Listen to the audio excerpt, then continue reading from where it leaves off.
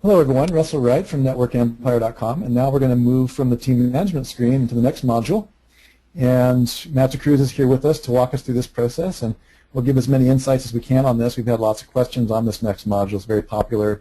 And Matt, let's just jump right in. Sure, no worries. I'm going to hop across to the site content now, and as the screen loads, this is where you basically write your content for the silo framework that you've mapped out, which you can see over here. Okay, so the way this works is you'll plan your content, you'll plan who writes the content. Once it's planned, you'll go and actually do your content writing for the month, and that's as simple as it is. So when you click on the site content link over here, okay, the first screen it's going to show you is order content. Okay, so the order content and the site content link take us to the screen that we see over here. And what this does, it gives us our control panel where we define what type of content we want to write. Okay, so it's pretty simple. If you follow the instructions, it'll help you to get through the process. So over here, you basically define who writes the content. Over here, you define what web ring it's going to go on. So at the moment, we can see we're on a primary web ring. If you forget where you are in the system, you can always see over here, under promotion type, you're on a WR1 primary web ring, which marries up with that. So the system will tell you exactly which site you're on, which project you're on, and which ring you're on. Okay, next thing we do is we talk about the grade, and this is very, very important. This is the quality of the actual article that we expect to be written when we write it. So we're actually defining for the person who's writing this how good or bad the article needs to be. Not that we're going to write bad articles, but if you're going to write an outer ring article that's been spun, it's not as good as a well-researched PAN article that we're going to write here using the PAN method that Russell Wright created. Okay, so this is a very, very important process. You can see they're graded by the levels. So when you define the level, you can define what type of words you want, the range, okay, and then the allowance. How many hours per unit are you going to allocate for this task?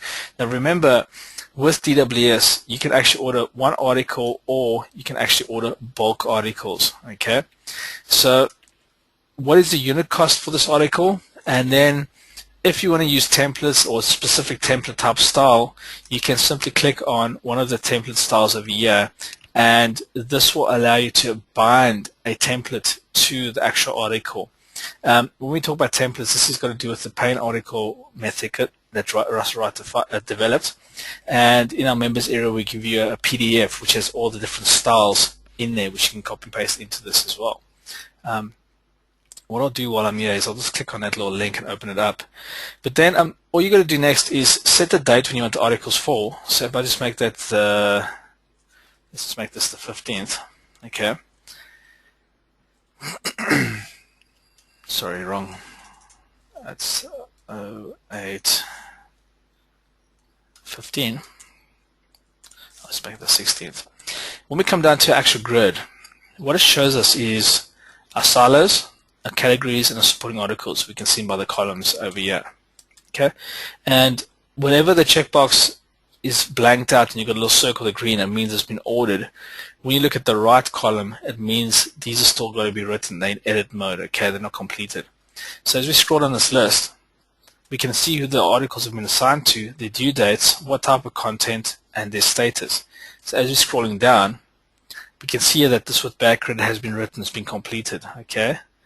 Now, to order the content is pretty simple. All we do is we simply check 1, 2, or as many as you want, and you press order the site content. What's going to happen now is the system will go across to the outsourcing screen, and on this screen here, this will be defined to our outsourcers exactly what we want. So we've put in a template for you where it basically gives you a guideline where you can write what's expected, what's not allowed, any further information. If you don't want to use this, what you can do is you can basically delete all of that, click on the source button, and you can actually embed a YouTube video over here, or any video. You can actually, if you use the YouTube object, the legacy code, it works really well with Firefox. you can actually embed it in there, and when your writers come to write the article, they'll get presented the video with the instruction, and they can actually watch the video where you tell them. And that's a really quick way to do it, because it means you only have to make 5 or 6 videos depending on what you're doing, and you can copy and paste that in, and that saves you a huge amount of time. If the person's internal, you can just say, please get this written. So the system allows you to do whatever you want to do. It's pretty flexible, and once you've got your instruction there, just press send. This will ping the writer an email, and when we come back, those nodes that we've selected will be ordered. So as we scroll down, we can see now that the ones we selected have been ordered. Okay, now that's as simple as it is for the writing screen. Now what happens next is, if you're a one-man band, a lot of the guys in the Network Empire community, there's a lot of guys who do a lot of SEO work themselves. They're one-man shop, and they use this interface to process the stuff and manage their time. Typically what you'll do is you click on your current task for this month, and all you do is you click on the first icon over here, and this will open up the editor. And the way to do this is you can actually look at the keywords you have to write for, and from this screen, if you've got multiple people, because you're in the project management mode, you can see all the tasks that are assigned. However, if you log in as a worker or outsourcer, you'll only see the tasks assigned to yourself. So the way this works is the view's the same. You'll see the same thing. So we simply click on this icon, and when it opens up, we'll get our editor. Now over here, you can see we've not assigned any synonyms or supporting keywords in the DNA bed process. If you want to have supporting keywords and synonyms, you need to hop back and assign them. But the system will by default give you the contextual keywords that are optional to use when writing your article. Now in the sample over here, we've got 3 ways to achieve, and this is a template that's been bound to this article. So when I click on the template instruction, if you bind a template to an article, by default it'll show you the instruction, and it'll actually show you the writing here, the written instruction of how you want this article written. Or in this example, we've got a video. So if I just click on this, you'll see it'll actually start.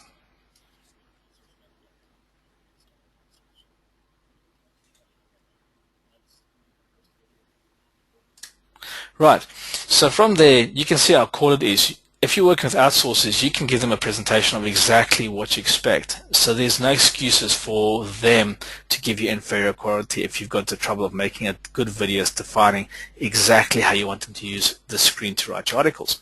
So that's pretty cool. This template over here that gets injected in here, this is just a sample template that we had made, for example. But you can make really defined templates, or you can use the pan article method templates, put them in here, and your writer can come in and fill the gaps and really knock a nice article out. The blocks down here, these are your metadata blocks, okay? So this is the page title. This is what you'll see if you had to fill in the information over here. When you build your site live, you get that information there. The keywords are pre-populated with you, okay? Now, if you don't add synonyms and supporting keywords, what you want to do is just run through it and make sure that you have used these keywords on your actual article. If you haven't, delete the keywords you've not used. It's just good SEO practice to only have keywords in your meta keyword tags that are used in the article. So there is an editing process to go through here. So just make sure that you clean that up, okay? Your description, have your description reinforce your page title, i.e.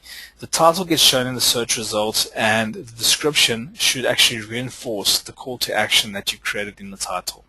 The synopsis, this is a lead in or a short description of the actual article that has been written. Okay, so when you're done, you click create article, and this will basically just create the article. It will remove it from your current tasks in this month, and I'll move into the completed tasks, okay? And your list will get shorter. And this is basically how the content area works, okay? You can actually click through all your completed tasks. It'll show you all the work you got done. And if you want to edit that or update that actual article, i.e. the project manager comes back to you and says, okay, I need to make changes to this article. Over here you can see we've got synonyms and supporting keywords. These are required, whereas the contextual DNA break keywords are optional. if you've not used them and the author, the project manager is saying to you, please add more synonyms, you'll then come along and you'll basically, you can copy and paste these in. So you say, just to say you wanted to put it over there. We can just bind that DNA braid keyword into our article because that's an important keyword that we've put into our system. And that's how simple it is for the author to basically write the content and get it all working. Okay, we can come in over here, we can fix up things and tweak them out. And once it's done, we click update and it'll update it.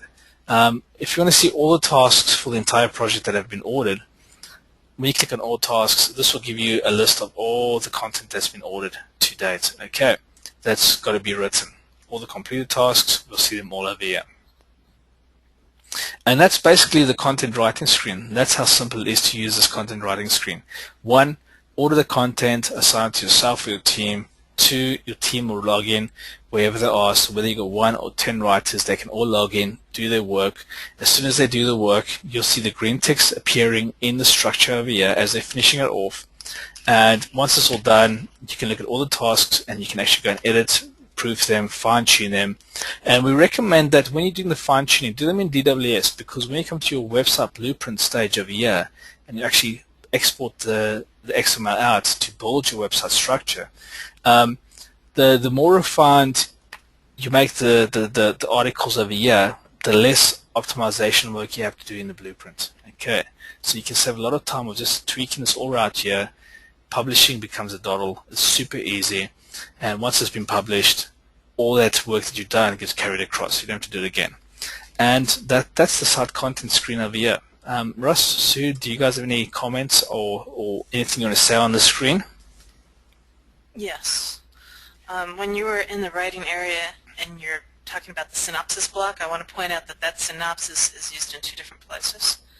One, it's used as your metadata, and no, I take it back. Your meta description is used as your metadata, but your article synopsis is actually used in your content. If you're using our Silo Builder plugin, then the inline content where we did a contextual linking to the child pages, we use that to describe that next level down. So having this put in saves you from having to do those manual contextual, or saves you from having to do the contextual links by hand. Yeah, and the thing to do here is think about the irresistible offer when you're doing this, guys. Think if you're the person, would I click on this link to go deeper down the rabbit hole or go deeper down into the site? These meta keywords over here, the synopsis basically leads in. So if you're on the Silo landing page, it'll show you your category pages, and that'll be the description that leads into that particular article. Take that opportunity there, if you're going to use a synopsis, to actually try and entice a person to click down to get to your offer, which is sitting at that layer of the site. That's also another point which is pretty important on the article synopsis over there. Cool. Excellent. Okay. Anything else to add to that, Sue? I think that's everything. Okay, great. I think that's a great general coverage. And those of you who are Network Empire members know that we have many more tutorials and educational things coming to cover this, and it all can't, because this is just a general overview for those of you who may be new to the module, and we'll move on to the next section.